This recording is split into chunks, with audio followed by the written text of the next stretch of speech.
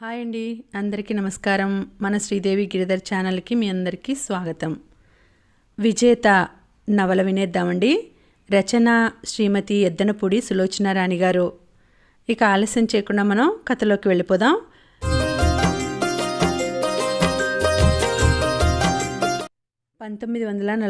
సంవత్సరం దేశానికి స్వాతంత్రం లభించిన సరికొత్త రోజులవి. భారతీయులు ఎంత శాంతియుతంగా పోరాడాలనుకున్నా బ్రిటిష్ వాళ్ల దౌర్జన్యంతో దేశంలో బోలెడంత హింసాకాండ జరిగింది. రక్తపుటేర్లు ప్రవహించాయి.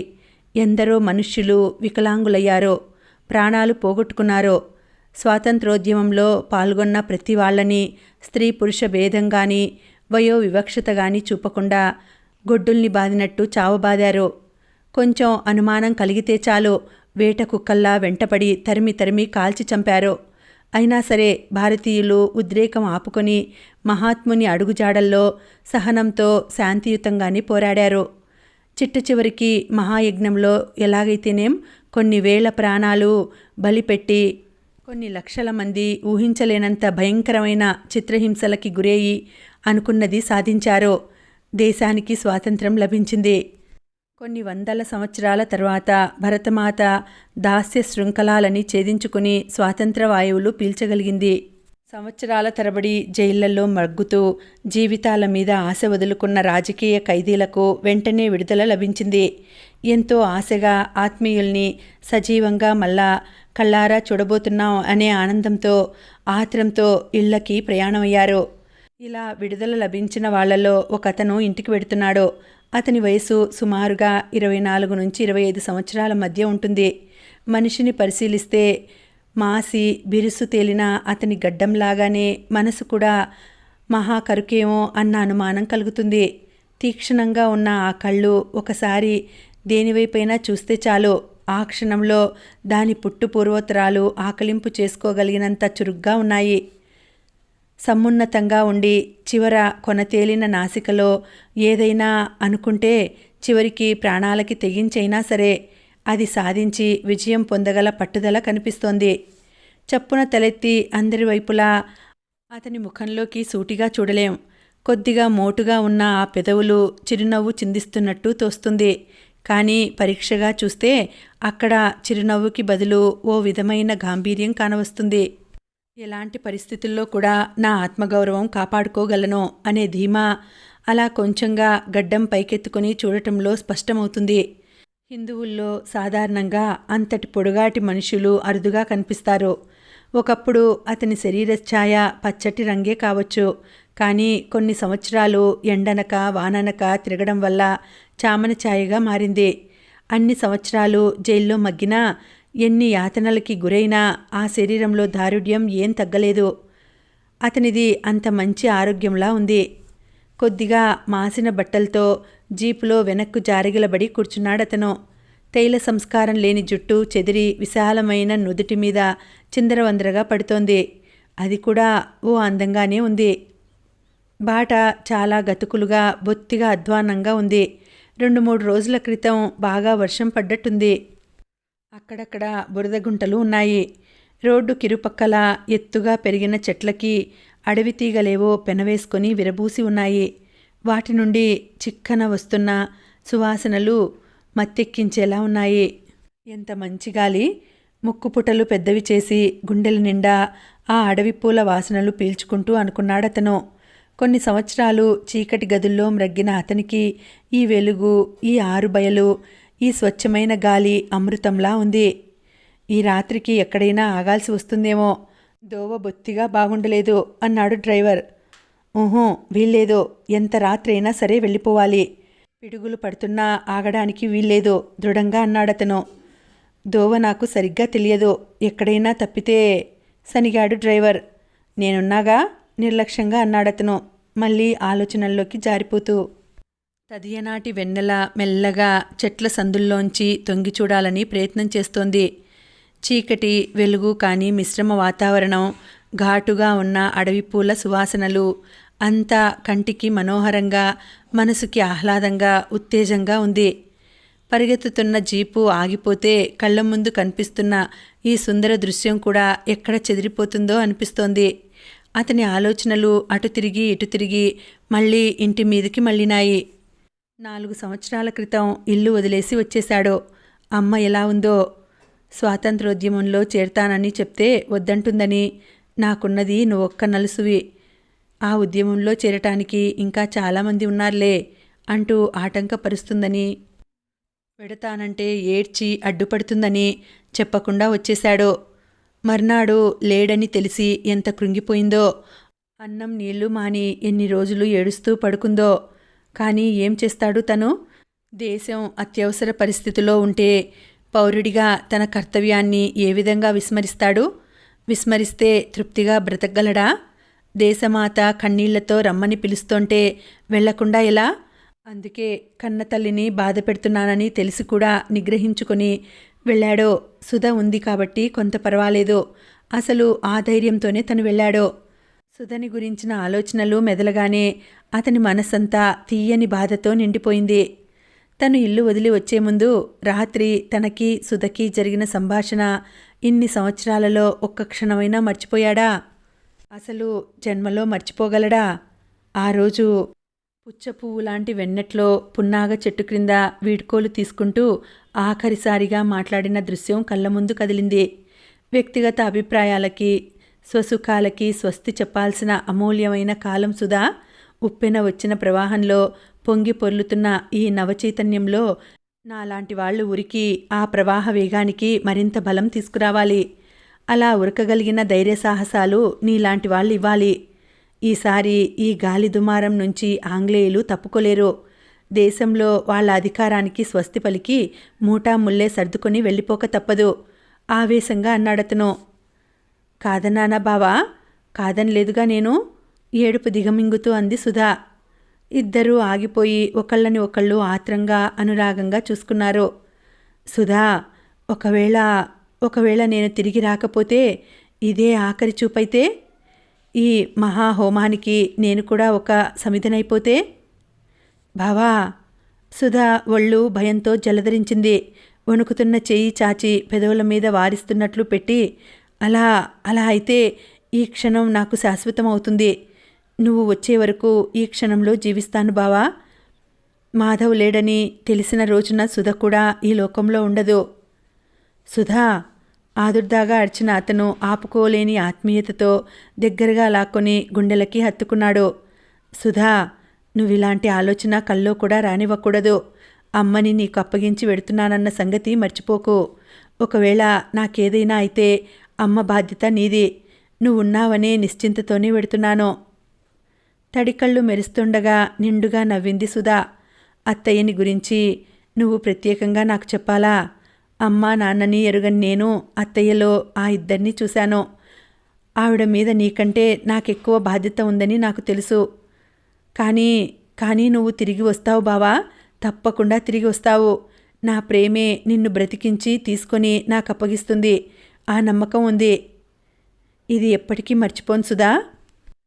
సుధ హఠాత్తుగా 2 చేతులు అతని మెడ చుట్టూ పెనవేస్తూ, అదే కాదు, ఇంకోటి కూడా మర్చిపోకు. నీకోసం ఎన్ని రోజులు ఎన్ని యుగాలైనా సరే ఎదురు చూస్తుంటానో అది గుర్తుంచుకో.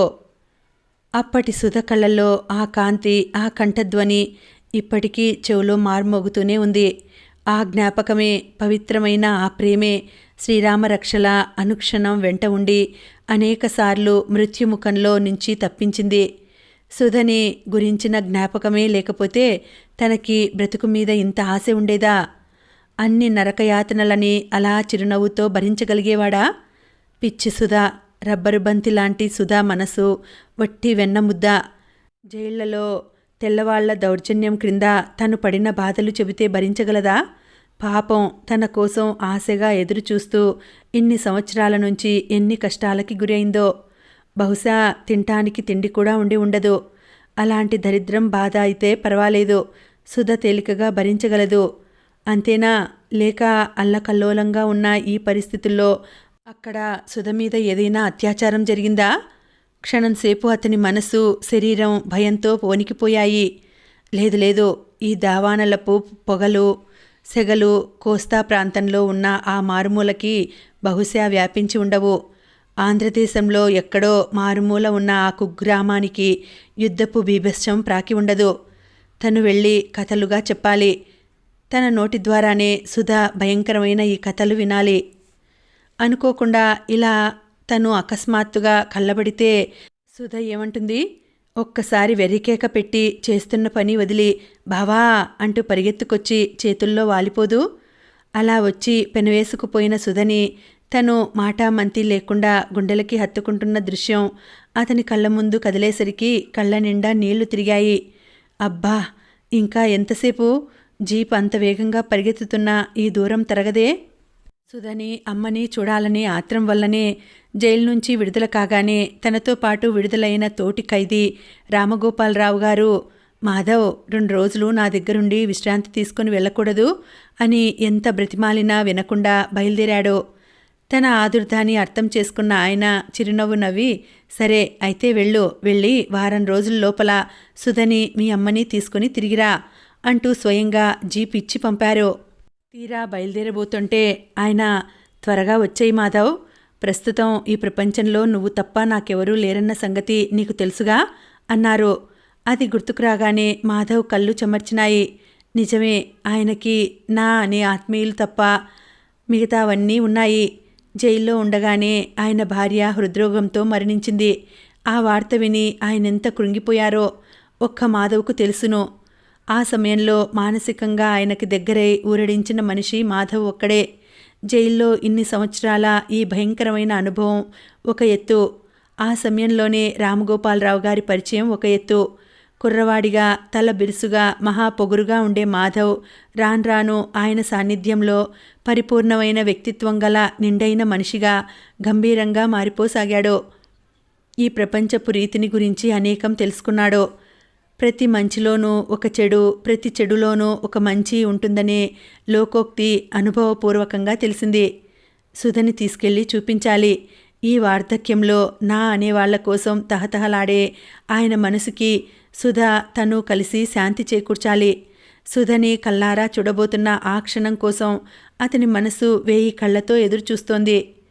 ప్రేమ నిండిన సుధ గుండెల్లో ఒక్కసారి చిన్నపిల్లాడిలా తలదాచుకుంటే ఇన్ని సంవత్సరాల ఈ భయంకరమైన బాధ, చేదు నిజం లాంటి ఈ స్మృతి క్షణంలో మారిపోవచ్చు. ఇంకా ఎంతసేపు? ఎన్ని యుగాలు? అతని మనసు తీయటి బాధతో సుధా సుధా అని ఆక్రోశిస్తుండగా జీప్ సడన్ బ్రేకుతో ఆగిపోయింది. ఏమిటది? బలవంతంగా ఊహాలోకం నుంచి విడిపోవాల్సి వచ్చినందుకు చిరాకు పడుతూ అడిగాడు మాధవ్. ఎదురుగుండా ఏదో అడ్డుంది సార్ అన్నాడు డ్రైవర్. ఏమిటో అది, త్వరగా చూడు విసుగ్గా అన్నాడు. అసలే అతనికి ఒక్కొక్క క్షణం ఆలస్యం అయిన కొద్దీ ఒక్కొక్క యుగం వృథాగా గడిచిపోతున్నట్లుంది. దిగి వెళ్ళిన డ్రైవర్ 5 నిమిషాల్లో తిరిగి వచ్చి, గుర్రపు సాట్ సార్, చక్రం బురదలో ఇరుక్కుపోయింది. పైకి తీయకపోతే లాభం లేదు, మనకి దోవలేదు అన్నాడు. నేను కూడా సాయం పట్టాలా? డ్రైవర్ అవునన్నట్టు తలూపాడు. మధ్యలో ఈ న్యూసెన్స్ ఏమిటి? చిరాగ్గా దిగి వచ్చాడు. అందమైన జోడు గుర్రాల కోచ్ చూడగానే కలవారిదని తెలుస్తోంది. గుర్రాలు కూడా మంచి పోషణలో పెరుగుతున్నాయనటానికి సూచనగా నిగనిగలాడుతున్న వాటి శరీరమే చెబుతోంది. మాధవ్ చక్రం దగ్గరకెళ్ళి పరీక్ష చేశాడు. బురదలో కూరుకుపోయింది బాబూ, పైకి లేవటానికి నా బలం చాలటం లేదు. కోచ్మెన్లా ఉన్నాడు. తలకి పాగా ఉంది. నెరిసిన బారాటి గడ్డం తెల్లటి జొన్న పీచులా ఉంది. ముడతలు పడిపోయిన ముఖం వయసు చెల్లినట్టు చెబుతోంది. చాలాసేపటి నుంచి ప్రయత్నం చేస్తున్నవాడిలా ఉంది. ఒంటి నిండా చెమటలు కారుతున్నాయి. ప్లీజ్ మీరు కూడా ఒక చెయ్యి వేస్తే. వెనక నుంచి సన్నటి కంఠం వినిపించడంతో మాధవ్ ఉలిక్కిపడి అటు తిరిగాడు. అక్కడ చెట్టు నీడ దట్టంగా ఉండడం వల్ల వెన్నెల పడటం లేదు. పరీక్షగా చూస్తే తప్ప అక్కడ మనిషి ఉన్నట్టు కనిపించదు. ప్లీజ్ మీరేమీ శ్రమ అనుకోకపోతే. 2 అడుగులు ముందుకు వేసి ఈసారి ఇంగ్లీష్లో అడిగింది. అప్పుడప్పుడే బాగా వస్తున్న వెన్నెల్లో ఆ అమ్మాయిని మాధవ్ నిశితంగా చూశాడు. ధరించిన దుస్తులను బట్టి, మాట్లాడే తీరును బట్టి చూస్తే కలిగిన కుటుంబంలో పుట్టిన పిల్లలా ఉంది. మహా ఉంటే 17 లేక 18 సంవత్సరాలుండవచ్చు. సన్నగా, లేతగా, నవనవలాడే తీగలా ఉంది. అప్పుడప్పుడే కనిపిస్తున్న యవ్వనం అవయవాల పరిపూర్ణతని నింపుతోంది. కోలమొహం, సోగకళ్ళు, మెళ్ళో సన్నటి గొలుసుకు గుండెల దగ్గరగా పులిగోళ్ళు వ్రేలాడుతున్నాయి. మాధవ్ అలా రెప్పవాల్చకుండా తన వైపు నిస్సంకోచంగా చూడటంతో ఆ అమ్మాయి సిగ్గుపడి కళ్ళు క్రిందికి వాల్చుకుంది. అతను చక్రం దగ్గరకు వెళ్ళి ఊపి పరీక్ష చేశాడు. కోచ్మెన్ని ముందుకు వెళ్ళి గుర్రాలను విప్పమని ఆదేశించాడు. తర్వాత ముగ్గురు బలమంతా ఉపయోగించి లేపితే గాని చక్రం పైకి లేవలేదు. మాధవ్ ముఖం నిండా కూడా చెమటలు పట్టాయి. షర్టు, చేతులు పైకి ముడుచుకోవడంతో మోచేతుల వరకు బురద అంటింది. ఇక్కడెక్కడా నీళ్లు లేనట్టున్నాయే? 2 చేతులు చూసుకుంటూ తనలో తను అనుకుంటున్నట్టు అన్నాడు. బండి అడుగు నుంచి గడ్డితో చక్రానికి అంటిన బురద తీసేస్తున్న కోచ్మెన్, అదిగో ఆ చివర నీళ్లగుంట ఉంది అన్నాడు. ఎక్కడా? చుట్టూ చూశాడు. నేను చూపిస్తాను రండి. ఆ అమ్మాయి దోవ తీసింది. మాధవ్ అనుసరించాడు. రోడ్డుకి దిగువగా బాగా పల్లం ఉన్న చోట వర్షపు నీళ్లు నిలిచి ఉన్న చిన్న నీటి గుంట ఉంది. మాధవ్ వెళ్ళి 2 చేతులు కడుక్కొని వచ్చాడు. థ్యాంక్స్, మీరు రాకపోతే ఈ రాత్రికి మాకు ఇంటికి వెళ్లే యోగం ఉండేది కాదు. తడి చేతుల్ని ప్యాంటుకి రాచుకోబోతున్న మాధవ్కి తన జేబురుమాలు అందిస్తూ కృతజ్ఞతాపూర్వకంగా అంది. దగ్గరలో ఉన్న పెద్ద మర్రి చెట్టు దట్టమైన శాఖలతో దూరంగా ఉన్న కోచ్ని, జీప్ని కనుమరుగు చేస్తోంది. వెన్నెల మరింత బాగా వచ్చింది. స్పష్టంగా ఉన్న ఆ కాంతిలో ఆ అమ్మాయి ముఖంలో కుడివైపు పై పెదవి మీద కొట్టొచ్చినట్టు కనిపిస్తున్న పుట్టుమచ్చని చూసి అతను ఆగిపోయాడు. సుధకి కూడా సరిగ్గా ఇలానే, కాకపోతే ఎడంవైపుగా అంతే పుట్టుమచ్చ ఉంది. అరే, దానివైపే పరీక్షగా చూస్తూ పరధ్యాసగా జేబురుమాలుకు బదులు చేతిని పట్టుకున్నాడు. క్షణంసేపు ఆ అమ్మాయి కాటుక కళ్ళు నివ్వరపోయినట్టు చూశాయి. వెంటనే చెయ్యి వదిలించుకోబోయింది. కానీ అదేం గమనించని మాధవ్ చెయ్యి ఎక్కడ జారిపోతుందో, దాని ద్వారా తన స్వప్నం ఎక్కడ చెదిరిపోతుందో అన్నట్టు మరింత గట్టిగా పట్టుకున్నాడు. ఆ క్షణంలో ఆ పుట్టుమచ్చని, దాని మూలంగా అక్కడ కనిపిస్తున్న సుధ ముఖాన్ని తదేకంగా రెప్పవాల్చకుండా చూడాలన్న ఆసక్తి తప్ప అతని మనసులో మరే దురుద్దేశమూ లేదు. కానీ అతని చూపుని, ఆ చెయ్యి పట్టుకున్న తీరుని పూర్తిగా అపార్థం చేసుకున్న ఆ అమ్మాయి ఎడమ చెయ్యి చాచి మాధవ్ చెంప మీద చెల్మనిపించింది. అనుకోకుండా చెంప చురుక్కుమనగానే అతను తెల్లబోయి క్షణంసేపు అలాగే విస్మయంగా చూస్తూ నిలబడిపోయాడు. ఛీ రాస్కెల్! ఒక్క ఊపులో చేతిని గుంజుకొని మెరుపులా పరిగెత్తబోయింది. కానీ మరుక్షణమే అతను ఓ అడుగు ముందుకేసి చేయి జాపి ఆ అమ్మాయి జబ్బ పట్టుకొని గట్టిగా ఊపేశాడు. అనుకోకుండా కలిగిన ఈ అవమానానికి కోపం కలిగినట్టు అతని ముఖం కఠినంగా మారింది. నుదుటి మీద నరాలు ఉబ్బి ఉన్నాయి. ఎందుకు కొట్టావు అడగటానికి అతని పెదవులు తెరుచుకోబోయినాయి. కానీ అప్పటికే ఉగ్రురాలైన ఆ అమ్మాయి మెళ్ళో పులిగోరు తీసి అతని ముఖంలో గుచ్చబోయింది. అతను చురుగ్గా ముఖం తిప్పేసుకున్నాడు. లేకపోతే కన్ను పోవాల్సిన పని. గురితప్పిన పులిగోరు బుగ్గ మీద బలంగా చిరుకుపోయింది. బాధతో కెవ్వుమన్న అతను చెయ్యి వదిలేసి, అబ్బా రాక్షసి అంటూ బుగ్గ తడుముకున్నాడు. భరించలేని ఆ బగ్గుమన్న మంటకి, ఆ బాధకి అతని కళ్ళు తిరిగినట్టయింది. ఒక్కడుగు పక్కకు వేసి దగ్గరలో ఉన్న మర్రి చెట్టు మీద చెయ్యి ఆంచి నిలబడ్డాడు. బుగ్గ మీద ఆంచుకున్న చేతికి వెచ్చగా తడి తగలటంతో తీసి చూసుకుంటే ఎర్రటి రక్తం చిక్కటి మర్రి చెట్టు నీడలో నల్లగా అరచేతి నిండా కనిపించింది. ఏమైంది ఆ అమ్మాయికి? నేనేం చేశానో అనుకున్నాడతను. అప్పటికెప్పుడో ఆ అమ్మాయి అక్కడి నుంచి మెరుపులా అదృశ్యమైపోయింది. అతను తేరుకొని అక్కడి నుంచి యువతలకు వచ్చేసరికి కోచ్ వెళ్ళిపోతోంది. ఆ అమ్మాయే ముందు నిలబడి పిచ్చి పట్టినట్టు గుర్రాలని బాదుతోంది. కోచ్మెన్కి కూడా బహుశా అర్థమై ఉండదు. అతలాకుతలం అయిపోతూ ఎక్కడ పడిపోతానో అనే భయంతో బండి లోపలి కమ్మి పట్టుకొని కూర్చొని ఇటే చూస్తున్నాడు. మాధవ్ చూస్తుండగానే కోచ్ మలుపు తిరిగి కంటికి కనిపించకుండా అదృశ్యమైంది.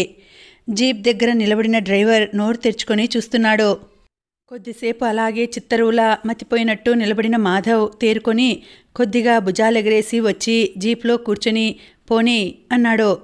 నిటారుగా కూర్చున్న డ్రైవర్ దొంగతనంగా ఆసక్తిగా మాధవ్ వైపు ప్రక్కచూపులు చూడటం ప్రారంభించాడు. మాధవ్కి చిరాకు కలిగింది. అతని ఉద్దేశం గ్రహించినట్టు, ఆ అమ్మాయి పిచ్చిపిల్లలా ఉంది అన్నాడు. అడగకుండా ఇచ్చిన ఆ సంజాయిషీలో నేనేం చేయలేదు. ఆ అమ్మాయి అనవసరంగా నన్ను గాయపరిచి వెళ్ళింది, కృతజ్ఞురాలు అన్న ఉద్దేశం ఉంది. కానీ డ్రైవర్ అది నమ్మినట్టు లేదు. అవమానం పొందిన మాధవ్ అంతరాత్మ వెనక్కు తిరిగి వెళ్ళి తరిమి పట్టుకొని నలిపి నాశనం చేయమని, ఆ అమ్మాయిని మరింత తీవ్రంగా గాయపరిచి రమ్మని పేచీ పెట్టసాగింది. కానీ వివేకం అది మంచిది కాదని అడ్డుపెట్టింది. వ్యక్తిత్వం కూడా అదే నిజం అని వంతపాడి నచ్చజెప్పి ఎలాగో శాంతపరిచింది. బహుశా అలా చెయ్యి పట్టుకోవడం చూసి అపోహపడి ఉంటుంది. అయితే మాత్రం యువతల కోచ్మెన్, డ్రైవర్ వీళ్ళు లేరు. వీళ్ళుండగా తను అలా అమానుషంగా ప్రవర్తించే పశువు అనుకుందా? చిచి, తనేదైనా దురుసుగా ప్రవర్తిస్తే అరిచి వాళ్ళిద్దరినీ పిలవచ్చుగా. ఆ జ్ఞానం లేని అందమైన మూర్ఖురాలా? అసలైన ముక్కు మొహం తెలియని అమ్మాయిని అందులో ఇలా రోడ్డు ప్రక్క. చిచి, మాధవ్కి ఒంటి నిండా తేళ్లు జెరులు ప్రాకినట్టు కంపరం పుట్టింది. దాంతో ఆ అమ్మాయి అమాయకత్వానికి కోపంతో పాటు నవ్వు కూడా వచ్చింది. జీప్ మళ్ళీ వేగం అందుకుంది. మాధవ్ ఊరు చేరుకునేసరికి ఉదయం 10 గంటలకి పైగా అయింది. తన కళ్ళని తానే నమ్మలేకపోయాడు. అంతగా మారిపోయింది ఊరు. ఆత్రంగా వీధులు దాటి మలుపులు తిరిగి తన ఇంటి సందులో ప్రవేశించాడు. వెంటనే అతని కళ్ళు బైర్లు కమ్మినాయి. అతను చూస్తున్నది కలో నిజమో అర్థం కాలేదు. అతని ఇల్లు ఉండవలసిన చోట ఒక చిన్న ఎలిమెంటరీ పాఠశాల ఉంది. పిల్లలు కూర్చుని బిగ్గరగా కంఠాలెత్తి పాఠాలు చదువుకుంటున్నారు. ముందు ఆవరణలో కొత్తగా లభించిన స్వాతంత్ర్యపు వాయువుల్ని గట్టిగా పీల్చుకుంటున్నట్టు త్రివర్ణ పతాకం గాలికి రెపరెపలాడుతూ ఎగురుతోంది. నిశ్చేష్టుడైన మాధవ్ ఇంకా అలాగే చూస్తూ నిలబడిపోయాడు. ఎవరు బాబూ, ఏం కావాలి మీకు? జీప్ దిగి మాసిన దుస్తులతో చెదిరిన జుట్టుతో చేష్టలుడిగి బొమ్మలా నిలబడిపోయిన మాధవ్ దగ్గరికి కర్ర ఊతం చేసుకుంటూ నడిచి వచ్చిన ఒక ముసలాయన అడిగాడు. ఆయనకి చూపు సరిగ్గా ఆనదులా ఉంది. కళ్ళకి చెయ్యి అడ్డు పెట్టుకు మరీ చూస్తున్నాడు.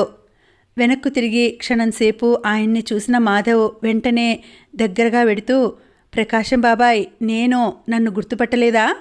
కంఠం బొంగురుపోవటంతో ఆగిపోయాడు. మాధవ్ను విచిత్రంగా పరీక్షగా చూసిన ఆయన వెంటనే చెయ్యి చాచి గట్టిగా పట్టుకుంటూ, అరే మధు, నువ్వా? ఎప్పుడూ రావటం అన్నాడు. ఇప్పుడే బాబాయ్, మా ఇల్లు మళ్ళీ వెనక్కి తిరిగి చూస్తూ అన్నాడు. మా ఇంటికి పోదాం పదా? ఆశ్చర్యానందాలతో తడబడుతూ అన్నాడాయన. బాబాయ్, అమ్మవాళ్ళు వాక్యం పూర్తి చేయనేలేదు. ముందు ఇంటికి పదా, అంతా చెప్తాను అంటూ ఆయన తొందర చేశాడు. ఇంకా ఉందండి, కథ కొనసాగుతుంది. మళ్ళీ వచ్చే వీడియోలో కలుసుకుంటాను. అంతవరకు సెలవు. నమస్తే.